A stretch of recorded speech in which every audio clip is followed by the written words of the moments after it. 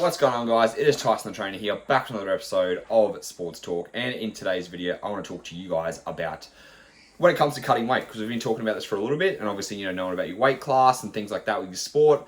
Now, if you are someone who has decided to cut weight, one thing that you really need to be aware of is, how you're actually going to go about that. Because what most people do who aren't educated with nutrition, they decide just to kind of cut out everything, or they cut out all the bad foods. They think, I'm cutting out carbohydrates, is usually what people will say. I'm cutting out pasta, I'm cutting out this, I'm cutting out this. And it's like, we need to slow down for a second.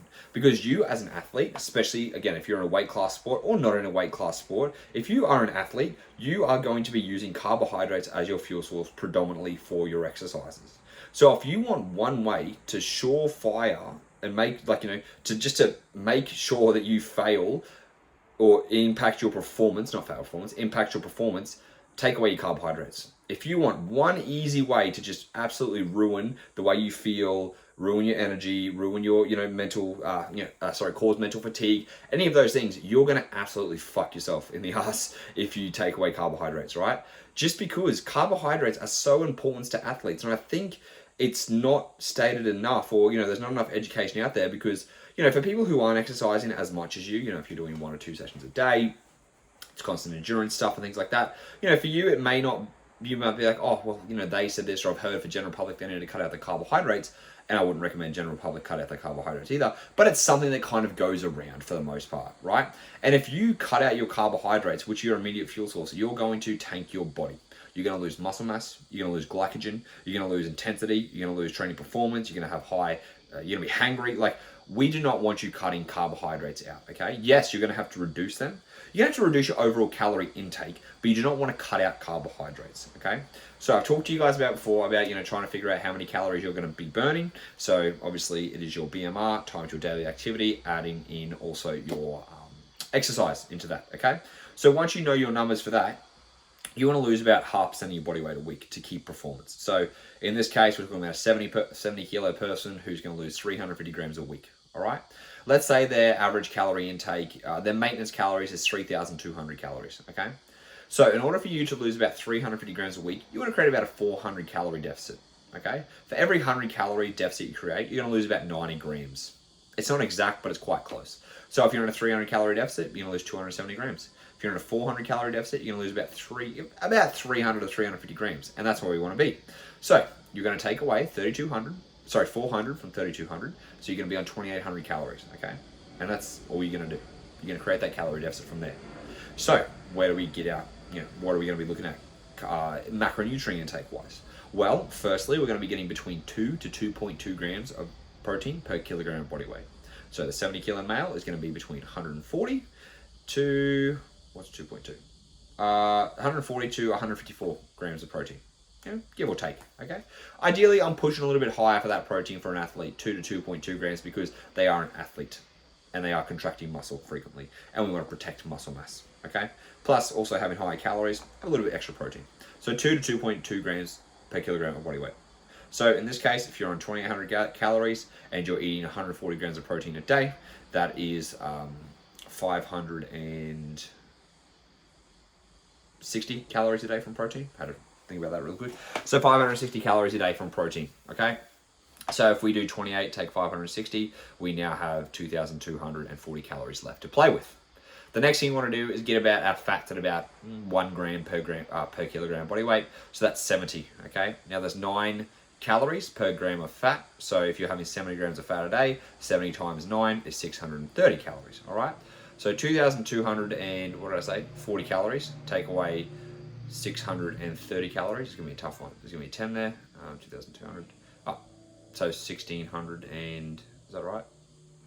1,610 calories. There you go. 1,610 calories left over after you account for your protein and your fat. I hope I'm doing this right. It should be quite correct.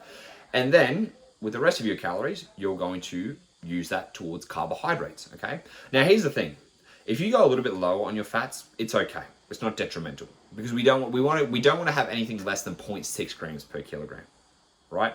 So if you're 70 kilos, you don't want to have less than 40 grams a day, give or take. 40 grams would kind of be the ideal thing.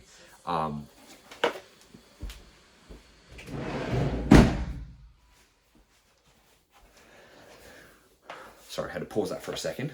So yeah, in regards to saying that, you know, we don't want to go below 40 grams of fat if you're a 70 kilo person, so 0.6 grams. But 1 gram per kilogram is, you know, a safe bet, gives you a little bit of fuel too, because fat is still a fuel source, and it kind of just covers all bases for you to be able to actually enjoy food, because fat still makes food taste good, right? You know, peanut butter, extra virgin olive oil, fat to make things taste good, they're all fucking great. Avocado, all that type of stuff.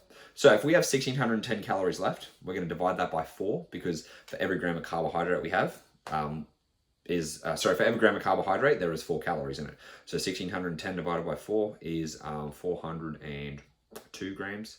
402 grams. 402 grams of carbohydrates. There we go. So now we know you need 140 to 150 grams of protein, give or take. 140 to 154, you know, just say 155. You need about 70 grams of fat, and then you need about 405 grams of carbohydrates. What did I say? 405, 402 grams, whatever it's going to be, right? So 400 grams, give or take, of carbohydrates. That's a lot of carbs still, you know? People are like, oh, really? I can still eat that much? Absolutely, you know? And because you're contracting muscle so much, because you're doing, you know, roughly more intense workouts and things like that, that's going to be a benefit to you. Because if you can have more carbohydrates, you're going to be able to keep up performance.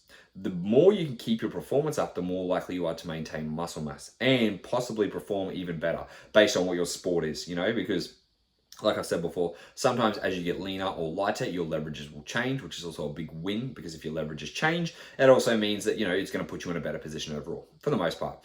If you're someone who's using more upper body strength for something, your upper body is going to be impacted a little bit more than lower body. All right. But if you are taking it slow, if you are losing 0.5% of your body weight a week, if you are keeping carbohydrates in, then performance is not going to be negatively impacted that much.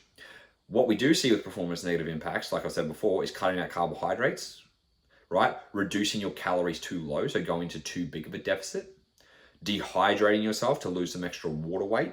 All these things, we know they're going to negatively impact your performance. And so, you know, if you want to be performing at your best, what that means is that, you know, you've got to make sure that you're doing the things necessary to fuel your sessions, to feel good, to recover. And like, that's what we also need to think about. Like, as an athlete, your goal is performance based. Okay. Your goal isn't to get to that weight class as, you know, whatever way possible, because if you get there at the risk of losing performance, then you've fucked yourself up, right? Imagine like you had to lose 3 kilos and your hand weighed 3 kilos and you're like, all right, I'm just going to cut off my arm to get there. But let's say you're a boxer. Well, then now what? You know, you've got no hand, okay? What if you're a runner and you cut off your leg because you need to get leaner or you need to get lighter for your runs? So you're like, oh, I'm going to cut off one of my legs, or I'm going to cut off one of my arms. Like, that's not going to fix the issue, okay? So it's not about getting to that place any way possible, because that's not going to do anything beneficial for you in the long run. It's about doing it in the manner that's going to help you preserve your performance or increase your performance to get to that weight class and then perform at your best there, okay? And that's why we need to have that athlete mentality. That's why you need to think about what you're putting in your body. And like, you know, I'd never want to just say food is fuel, because it's not only fuel. Food contains so many different things, you know. It's in every aspect of our life, from celebrations to breakups, you know, everything revolves around food. But it still is fuel for athletes. And in a way, athletes need to think about, if I'm going to do this, I need to fuel myself correctly. Because at the end of the day, if your goal is to be athletic as an athlete and you want to perform, you have to do what's necessary. All right? And that what's necessary is not losing a limb. What's necessary is not running yourself into the ground. What's necessary is making sure that you eat less than you burn to create a calorie deficit to get to your weight goal by a specific amount of time without hindering or negatively impacting performance in the long run, and hopefully even increasing your performance in the long run, right? So it's something we need to take into consideration, because the more that we think about, all right, I'm an athlete, I've got to do this because of my performance more than anything else, it changes your mindset a little bit. You know, it changes the way you think, it changes the way you act around food, it changes the way how you put food into your body, and also, like, you know, what you are going to be doing when it comes to dieting overall. Because again, like what we've just talked about, if you're like, oh shit, okay, that makes sense, and you start eating more carbohydrates and you perform better and you feel better and you have more energy, well then, you know, you're doing yourself a service and you are supporting your goals overall. Cool. So I hope that makes sense, guys. Just wanted to kind of dive in deep there for a little bit and give you guys a bit of an idea about, you know, what you should be doing when it comes to cutting. So if you guys have any questions, as always, you can hit me up on Instagram at tysonthetrainerr 2 Rs. And until next time, friends, I'll speak to you then.